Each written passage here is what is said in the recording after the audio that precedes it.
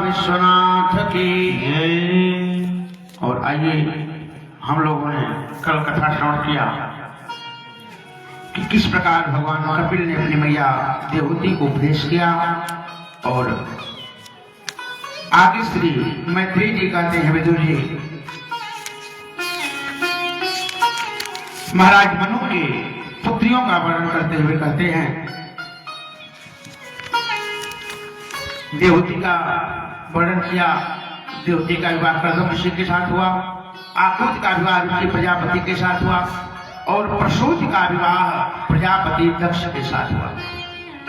स्वयंभू मनु अरुषत रूपा, स्वयंभू मनु अरुषत रूपा, स्वयंभू मनु अरुषत रूपा, स्वयंभू मनु अरुषत रूपा, जिन दे भैया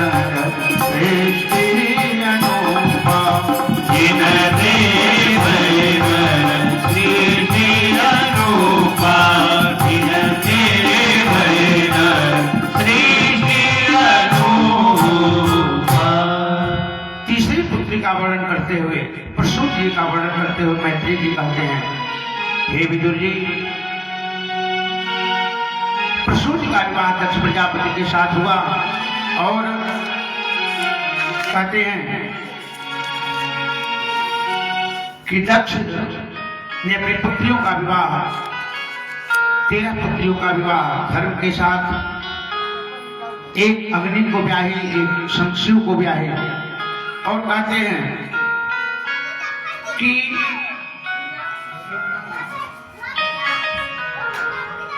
एक पितृगण को ब्याही, 13 धर्म को, एक पितृ देवता को, एक अग्नि को और एक शंकर जी को। और जिस समय दक्ष को प्रजापतियों का अध्यक्ष बनाया गया, प्रजापतियों का नायक बनाया गया, तो उनके सम्मान में स्वागत समारोह रखा गया। जैसे कोई मंत्री बनकर के क्षेत्र में आते हैं तो क्षेत्र वाले स्वागत करते हैं, जगह जगह उनका स्वागत समारोह होता है। तो उसी प्रकार स्वागत समारोह हुआ दक्ष का। सभा लगी, उस सभा में सारे देवता लोग आए, ब्रह्मादिक देवता, ब्रह्मा, भगवान नारायण, शिव, सभी लोग आए। और शंकर जी कौन है? दक्ष ने अपनी बिटिया सती का विवाह शंकर जी के साथ किया था।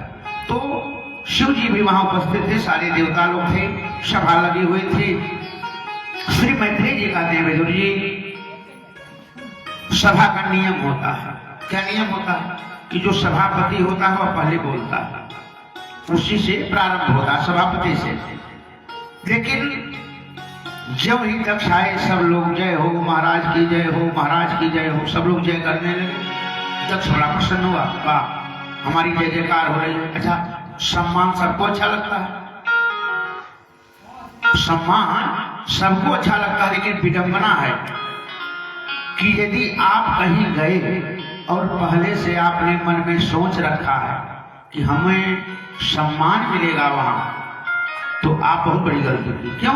मान लो आपका सम्मान नहीं हुआ तो आप वहां से कुढ़ते हुए अंदर से आओ, अरे बेकार में गए, जाना नहीं चाहिए था आपको। तो सम्मान अपमान की चिंता करने की जरूरत नहीं है। तो लेकिन अब दक्ष को सम्मानित किया जाना था, सारे लोग सम्मान कर रहे थे, लेकिन तब तक दक्ष की दृष्टि कहाँ गई?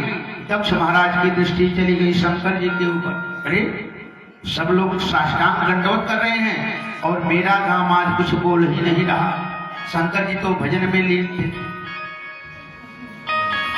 दक्ष बोल पड़े कि अच्छे भलों की सभा में कोई खराब व्यक्ति आ जाए तो पूरी सभा खराब हो जाती है। लोग एक दूसरे को देखने लगे, खराब कौन आ गया, कौन खराब आ गया? तो कहा कि अयम तो लोक पालाना ये सघनो निरपत्रप। अरे हे लोकपालों, हे देवताओं, आपको यह शिव नहीं दिखाई दे रहा? मेरा दामाद है, लेकिन इसने मेरा स्वागत नहीं किया। अच्छा मान लीजिए कहीं अंधेरा हो, कहीं अंधेरा हो तो एक दीपक जला दिया जाए तो दीपक का महत्व हो जाता है ना, अंधेरा दूर हो जाता है।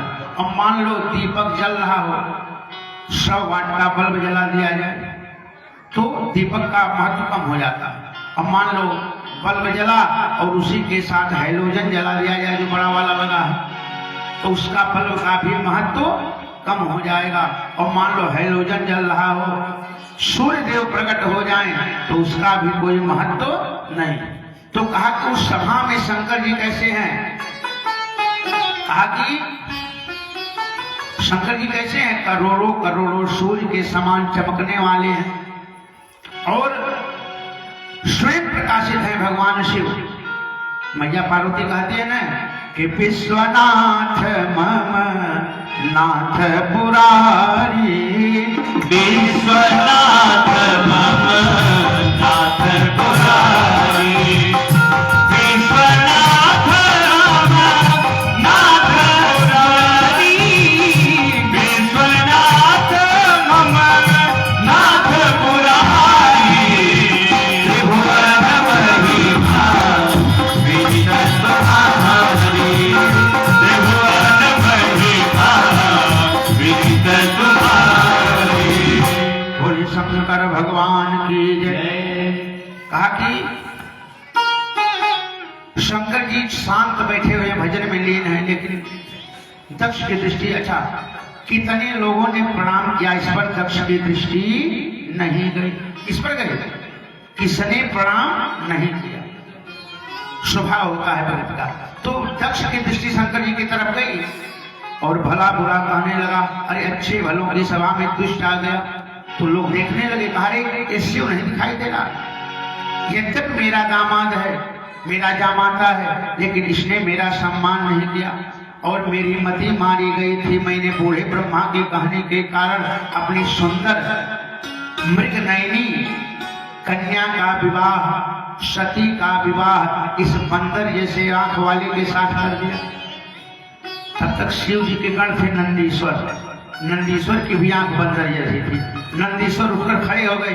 भोले बाबा ने कहा सावधान, चुप हो जाओ, बैठ जाओ, ये ससुराल है, बेइज्जती हो रही है, तो कोई बात नहीं, चलो ठीक है, शांत रहो। जहां बड़े लोग हों छोटे नहीं बोलते।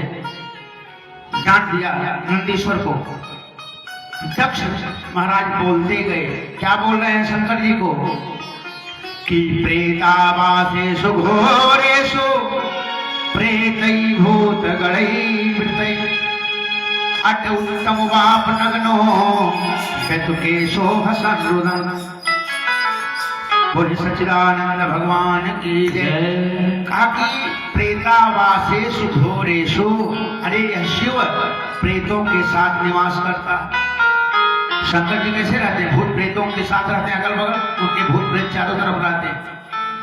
भूतों ने कहा महाराज हम जहाँ जाते हैं लोग दरवाजे पर कील पहले से गाड़ के फिट रखते हैं कि हमारे घर में भूत ना आए, हमको कोई पूछता नहीं है। भोले बाबा से कहा भूतों ने, जब आप हमको कोई पूछने वाला नहीं तो आपने हमको बनाया ही क्यों? भोले बाबा कहते हैं भूतों चिंता मत करो, जिसको दुनिया में कोई अपनाने वाला नहीं है उसको मैं अपना लेता हूँ, उसको मैं अपना लेता हूँ। कि हमें उठल हुलास एक दिन गयो कैलाश। एक महात्मा कहते हैं एक दिन मैं कैलाश गया तो भोले बाबा की दशा क्या देखा कि उठल ही हमें हुलास एक दिन गयो कैलाश। वहाँ बूढ़ऊ के गजब कहानी देख लो, उमा बूढ़ऊ के गजब कहानी देख लो।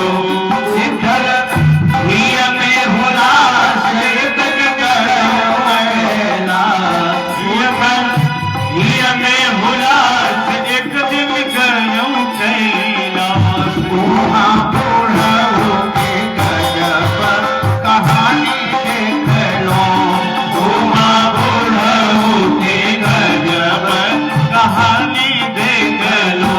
क्या देखे? देखिए क्या? भूत असहा पिछावे, भूत बसहा चरावे, भूत असहा बिछावे, भूत बसहा चरावे। भूत असहा पिछावे, भूत बसहा चरावे, भूत असहा बिछावे, भूत बसहा चरावे। एगो भूतवा के भरत नामा पानी देख लो, एगो भूतवा के भरत नामा पानी देख लो। हे उठल हिया में हुलास एक दिन गयो कैलाश।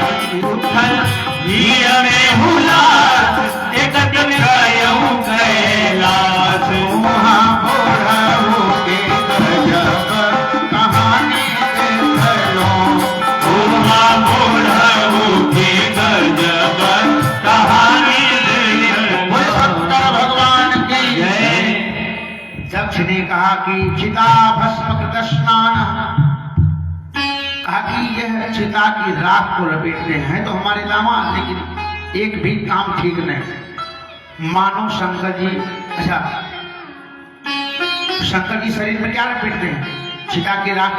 मानो कहना चाहते हो दुनिया वालों कितना भी शैम्पू साबुन लगाओ, पियर साबुन लगाओ, फेयर लवली लगाओ, लेकिन इस शरीर को एक ना एक दिन चिता की राख ही होना है, हो चिता की राख ही होना है। तो भगवान भोलेनाथ चिता की राख लगाते हैं। तो बहुत उल्टा सीधा दक्ष ने कहा और कहा कि मेरी बुद्धि मारी गई थी, मैंने इस शिव के साथ अपनी बिटिया सती का विवाह किया। अंत में बोलते बोलते शंकर जी तो कोई विरोध नहीं दिए, शांत बैठे रहे। बड़े बौराहा हमारे भोले बाबा, बड़े बौराहा। अरे एक भक्त मंदिर में गया घंटा चुराने के लिए महाराज, तो थोड़ा कद उसका छोटा था, नहीं पा रहा था, तो उसी शिवलिंग पर अर्घा पर चढ़ गया और घंटा खोलने लगा। आइटम क्यों पा नहीं रहा था, तो चढ़ गया उस पर, घंटा खोलने लगा। भोले बाबा महाराज प्रकट हो गए। शंकर जी ने कहा वरदान मांगो। कहा महाराज घंटा लेने आए। अरे कहा मांग लो जो चाहिए, मैं शिव तुमसे प्रसन्न हूं। कहा सरकार आप जो मेरे ऊपर प्रसन्न हुए। अरे कहा दुनिया में लोगों ने हमको, कोई जल चढ़ाता है, कोई पुष्प चढ़ाता है, कोई दूध चढ़ाता है, कोई भांग चढ़ाता है, कोई धतूरा चढ़ाता है, लेकिन तुम पहले ऐसे भक्त मिले जिसने अपने आप को हमको चढ़ा दिया। बोले शंकर भगवान की। तुम ऐसे पहले भक्त मिले जिसने अपने, इतने बौरहा भोले बाबा, और जिसको जो चाहते हैं दे देते, अपने लिए कुछ रखते नहीं, इतने बौरहा है। तो शंकर जी चुपचाप बैठे रहे, भोले बन करके, भोले बाबा है ना, तो भोले बन करके बैठे रहे। दक्ष के मन में जो आया सो कहते गए दक्ष महाराज। अंत में कह दिया, श्राप दे दिया, बोलते बोलते, गाली बकते बकते श्राप दे दिया। अयम तो देव यजना इंद्रोपेन्द्राज भी भव सहभागम न लभता देवई देवगणाधम। दक्ष ने कहा आज से यज्ञ में शिव को कोई स्थान नहीं मिलेगा। अब तक कहां स्थान मिलता था? इंद्र और उपेंद्र के बीच में शिव जी को स्थान मिलता था, एक निश्चित जगह रहते थे। श्राप दे दिया। भगवान शिव के गण बड़े क्रोधित हुए। अरे हमारे स्वामी को इसने श्राप दिया, हमारे भोले बाबा बोल रहा है तो क्या हुआ, हम लोग तो इनकी तरफ से बोलने वाले हैं। और शिव जी का अपमान कर रहा दक्ष। दक्ष ने अपमान किया और जो गण थे श्राप देना शुरू कर दिए। ए दक्ष कान खोल कर सुन लो, हमारे भोले बाबा बोल रहा है, लेकिन हम लोग बोल रहा नहीं है, हम लोग छोड़ने वाले नहीं है। दक्ष को श्राप दिया कि जाओ तुम्हारा सिर पकड़ेगा हो जाए। बहुत मैं कर रहे हो। क्यों? बाबा ने मानस में लिखा कि नहीं को वस जन मां जग माई, नहीं को वस जन मां जग माई, नहीं को वस जन मां जग माही, नहीं को वस जन मां जग माही। प्रभुता पाई जातु पद नाही, प्रभुता पाई जातु पद नाही, प्रभुता पाई जातु पद नाही। तब तक जैसे ही शंकर जी के गण नंदीश्वर ने श्राप दिया कि दक्ष का सिर पकड़ेगा हो जाए, तब तक जो आचार्य जी थे भृगु जी, उस यज्ञ के आचार्य थे भृगु महाराज, उन्होंने श्राप दिया कि जो शिव के भक्त हों पाखंडी हो जाएं। और जैसे शिव जी के भक्तों को श्राप दिया, गणों को श्राप दिया, तब तक नंदी ने श्राप दिया कि सर्वभक्षा धृत विद्या तपोव्रता। कहा कि ये जो ब्राह्मण हैं, जो यज्ञ करने वाले हैं, ये क्या हो जाए? सर्वभक्षी हो जाए। और ये वेद तो पढ़ेंगे, लेकिन वेद का इनको ज्ञान नहीं होगा कि हम पढ़ क्या रहे हैं। बोलेंगे तो बोलेंगे, लेकिन ज्ञान नहीं होगा। और शंकर जी ने सोचा कि ये स्वागत समारोह चल रहा है, साफा साफी चल रहा है, ये कौन सा स्वागत समारोह? लेकिन शंकर जी कुछ बोले नहीं, धीरे से उठे, गणों को साथ लिया, नंदी पर सवार हुए। कहा नंदी चलो, अब इससे ज्यादा बेइज्जती खराब होने वाली बहुत बेइज्जती खराब हुई ससुराल। यहाँ आकर बुला करके अपमानित किया गया और यहाँ ठीक नहीं रहना, नहीं तो अनर्थ हो जाएगा। शंकर जी गढ़ों को लेकर के वापस आए। महाराज बड़ा समय बीता। कल हमने चर्चा आपको सुनाया था ना, देवी सती ने राम जी के ऊपर शंका किया, सीता का वेश बनाई और उसी समय से शंकर जी ने मन में संकल्प कर लिया था क्या कि शिव संकल्प की मन मानी, शिव संकल्प की मन मानी, शिव संकल्प की मन मानी, यज्ञ कर्ण सतिया में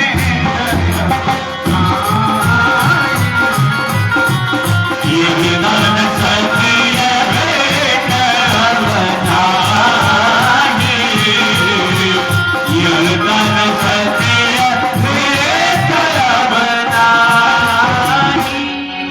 मैत्री जी कहते हैं विदुर जी, भगवान शिव जी खिन्न होकर के कैलाश पर गए और अब सती के शरीर छोड़ने का समय आ गया था। क्यों कि सती ने राम जी के ऊपर शंका किया था। और आगे कहते हैं कि महाराज दक्ष के द्वारा एक यज्ञ का आयोजन हुआ, क्योंकि दक्ष ने श्राप दिया था कि किसी भी यज्ञ में शिव को स्थान नहीं मिलेगा। देखिए, कोई कार्य करना चाहिए तो शुभ प्रदान करने के लिए किसी को, लेकिन दक्ष ने क्या किया, शिव जी को अपमानित करने के लिए यज्ञ का आयोजन किया। उसका उद्देश्य ही ठीक नहीं था यज्ञ का। क्यों, यज्ञ करेंगे, सब देवता आएंगे, सारे लोग आएंगे, मेरी बिटिया सब आएंगी और सारे परिवार के लोग रहेंगे, लेकिन जब शिव नहीं आएंगे तो उनको कष्ट होगा, सती को दुख होगा, शिव संबंधी जो होगा उसको दुख होगा। इस कारण से दक्ष ने यज्ञ किया। कौन सा यज्ञ? वाजस्पत्सव नाम का यज्ञ था। 56 दिनों तक चलने वाला यज्ञ था। लगभग 17 दिन हो चुके थे। 56 दिनों तक चलने वाला यज्ञ था, 17 दिन हो चुके थे। और इधर भगवान भोले बाबा सती को, देवी सती को कथा सुना रहे हैं। जैसे आप लोग कथा सुन रहे हो बैठ करके, देवी सती को कथा सुना रहे हैं। लगे कहन हरि कथा रसारा, दक्ष महेश भय देहि काला। दक्ष ने यज्ञ का आयोजन किया है और उस यज्ञ में सारे देवता लोग अपने अपने श्रीमती जी को लेकर, सारे महात्मा लोग परिवार के साथ सज धज करके ढोल मजीरा बजाते हुए विमान से उसी कैलाश के ऊपर से जा रहे थे। अच्छा, मान लो जाते तो तुम चुपचाप चले जाते। देवता जान रहे हैं कि आजकल ससुर दामाद में जम नहीं रही, तो आकाश मंडल कैलाश से होकर के जाएंगे तो शिव को जब ये जानकारी होगी तो कष्ट होगा, सती को कष्ट होगा, और शिव को ना हो, सती को तो अवश्य कष्ट होगा। तो इधर भगवान भोले बाबा कथा सुना रहे हैं। देवी सती ने आकाश मंडल में देखा। महाराज कहा क्या हुआ? अरे कहा विमान जा रहे हैं। अरे कहा कथा सुनो, विमान के चक्कर में मत पड़ो। आप जो हवाई मार्ग है सब आते जाते रहते, चक्कर में मत पड़ो। आकाश मार्ग में विमान तो चलते रहते हैं। देवी सती का मन कथा में नहीं लगा। किसी को बुला के पूछा, भैया आप लोग कहाँ जा रहे हो? तो लोगों ने बताया कि दक्ष महाराज के यहाँ यज्ञ है, हम उस महोत्सव को देखने जा रहे हैं, उस यज्ञ को देखने जा रहे हैं। देवी सती ने मन में विचार किया, मेरे पिता के यहाँ यज्ञ हो, मुझको पता नहीं, मुझको कोई सूचना नहीं। आंखों में आंसू आ गए सती के। फिर बैठी कथा सुनने। बाबा भोले बाबा कथा सुना रहे हैं सती को, लेकिन सती का मन कथा में नहीं लगा। और देवता लोग कैसे चल रहे हैं, बाजा बजाते हुए जा रहे हैं, नाचते हुए जा रहे हैं, जैसे इतना जोर जोर से बजा रहे हैं कि जो महात्मा लोग भजन कर रहे थे उनका भजन भी बाधित हो रहा था। और बाबा जी लिखते हैं, सती बिलो के व्योम विमाना, सती बिलो के व्योम विमाना, सुर सौंदर्य करहि कलगाना, सुर सुंदरी करहि कलगाना, सुर सुंदरी करहि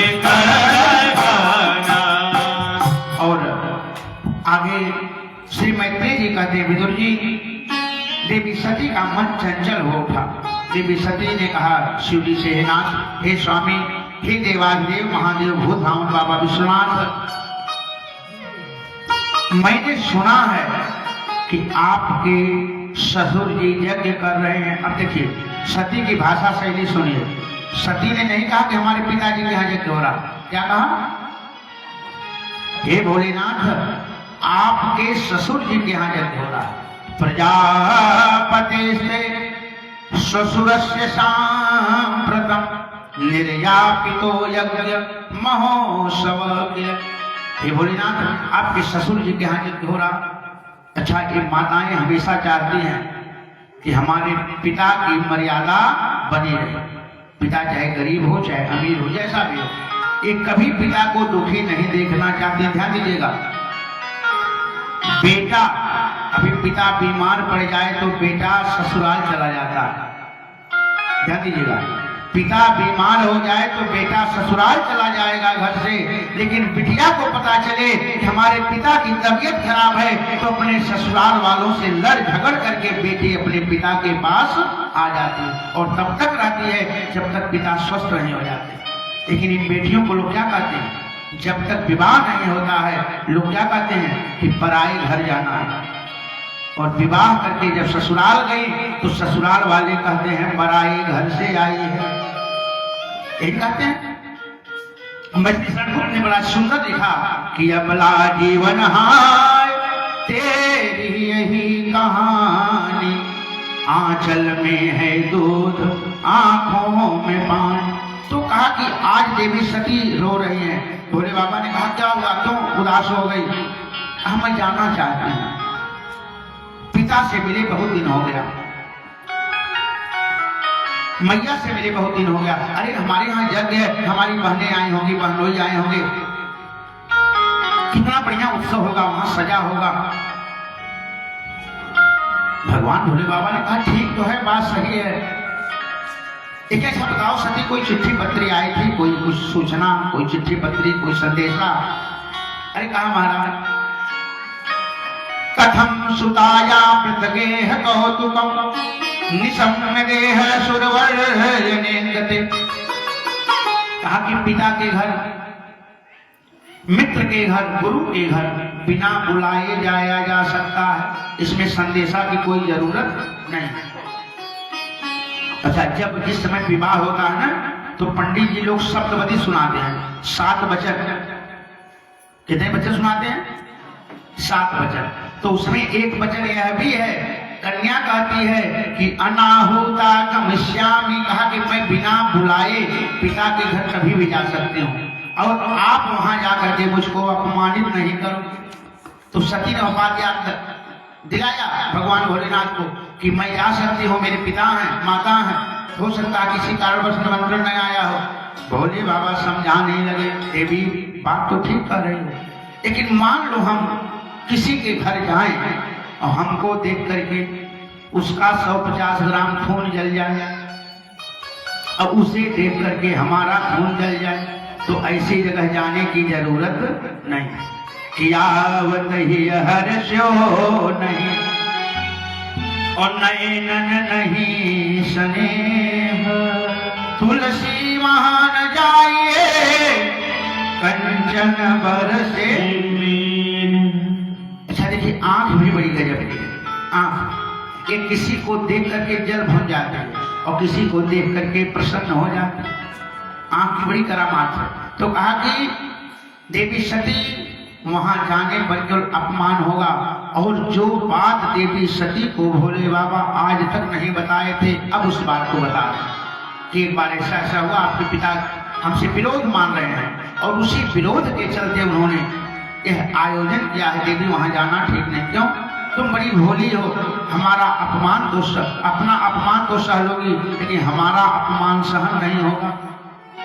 और फिर कथा सुनाने लगे देवी सती, फिर प्रयत्न करने लगे, नहीं मैं जाऊंगी। तो कहे कि भोले बाबा, अच्छा देखिए,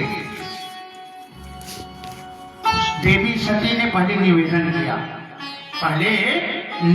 किया, फिर रोना शुरू किया, फिर क्या किया, रोना शुरू किया।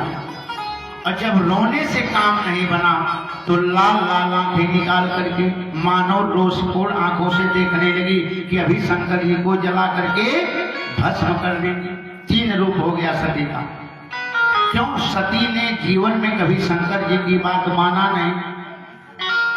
शंकर जी उस बार भी समझाए थे, देवी सती राम की परीक्षा मत लो, लेकिन सती ने झूठ बोला। क्या क्या कहा कि कछु न परीक्षा लीन है गोसाई, कछु न परीक्षा लीन गोसाई, कछु न परीक्षा लीन गोसाई, कछु न परीक्षा लीन गोसाई, कीन्हा प्रणाम तुम्हारे नाम, कीन्हा प्रणाम तुम्हारे नाई, कीन्हा प्रणाम तुम्हारे नाई।